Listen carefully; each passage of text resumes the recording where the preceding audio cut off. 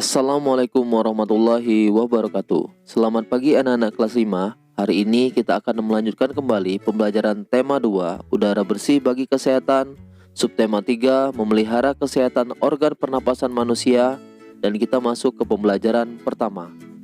Alangkah baiknya sebelum kita memulai pembelajaran pada hari ini, kita berdoa terlebih dahulu. Kita tentu selalu menjaga kesehatan tubuh, termasuk kesehatan organ pernapasan. Namun, seringkali faktor lingkungan sangat besar mempengaruhi kesehatan kita. Seperti yang terjadi pada tahun 2015, bencana kabut asap melanda sebagian wilayah Indonesia, terutama di Sumatera dan Kalimantan. Sekarang mari kita baca bacaan berikut ini untuk mengetahui bahaya kabut asap untuk kesehatan manusia.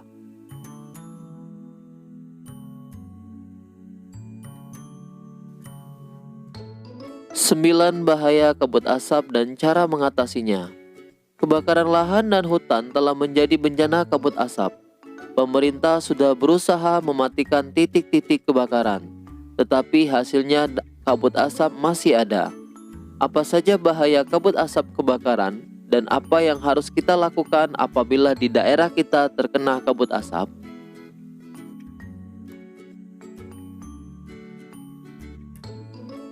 Berdasarkan pantauan indeks pencemaran udara di Jambi, Palembang, dan Palangkaraya sudah sangat tinggi atau tidak sehat.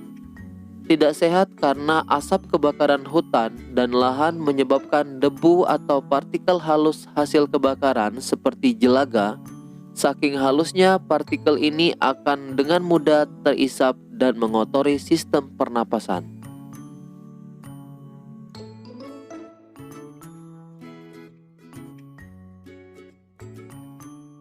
Selain partikel halus, asap kebakaran juga mengandung zat-zat berbahaya seperti ozon atau O3, sulfur dioksida atau SO2, karbon monoksida CO, dan nitrogen dioksida NO2. Kabut asap ini dapat mengganggu kesehatan semua orang, baik orang yang kondisinya sehat maupun yang sakit. Namun, pada orang yang kondisi kesehatannya kurang, khususnya pada orang yang memiliki riwayat penyakit pernapasan, anak-anak, dan balita, kabut asap adalah bencana yang bisa mengancam jiwa.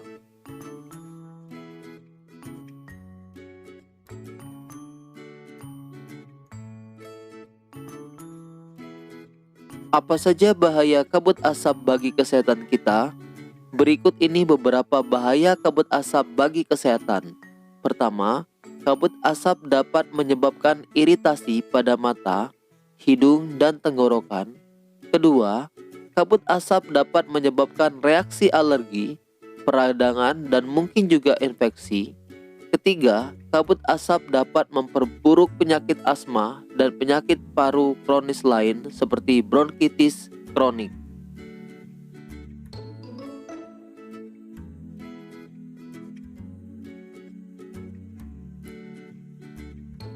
Empat, kabut asap dapat menyebabkan kemampuan kerja paru berkurang dan menyebabkan seseorang mudah lelah dan mengalami kesulitan bernapas.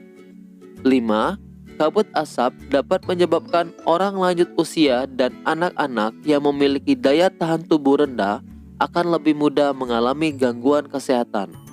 6. Kabut asap dapat mengurangi kemampuan tubuh dalam mengatasi infeksi paru-paru dan saluran pernapasan, sehingga lebih mudah terjadi infeksi.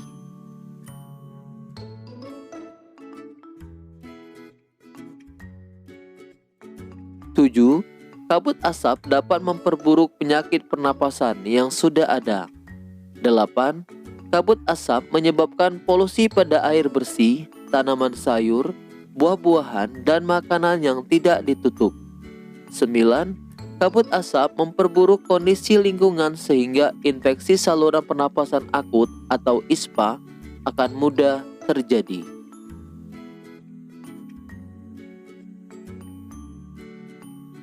Bagaimana kita melindungi diri kita dari kabut asap?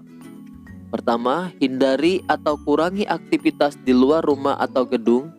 terutama bagi mereka yang menderita penyakit jantung dan gangguan pernapasan. 2. Selalu memakai masker jika harus pergi keluar rumah atau gedung. Pakailah masker dengan benar untuk menutupi hidung dan mulut.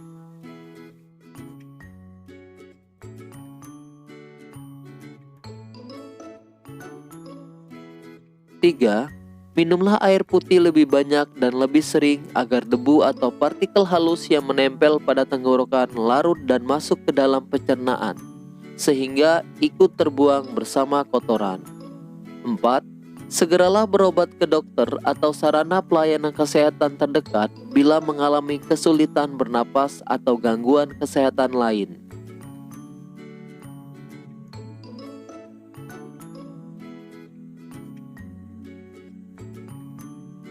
5.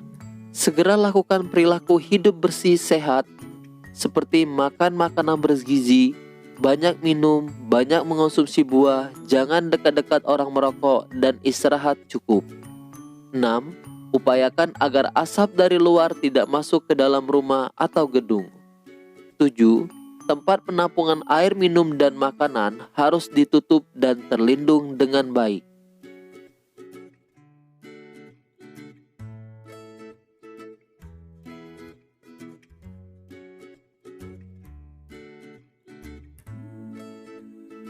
Delapan, buah-buahan dan sayuran dicuci sebelum dikonsumsi. Bahan makanan dan minuman yang dimasak perlu dimasak dengan baik.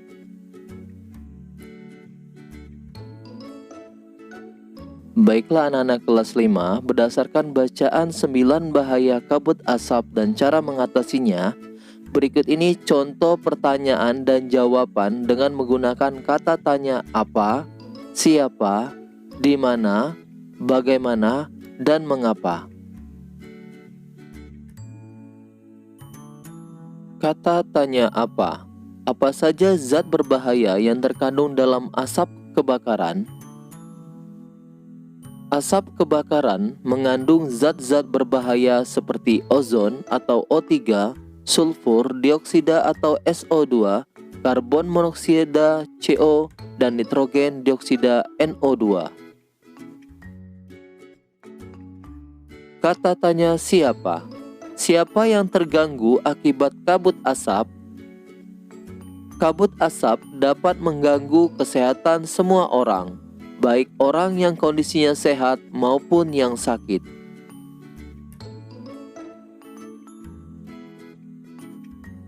Kata tanya di mana? Di mana daerah yang memiliki indeks pencemaran udara sangat tinggi atau tidak sehat? Indeks pencemaran udara di Jambi, Palembang, dan Palangkaraya sudah sangat tinggi atau tidak sehat. Kata tanya bagaimana?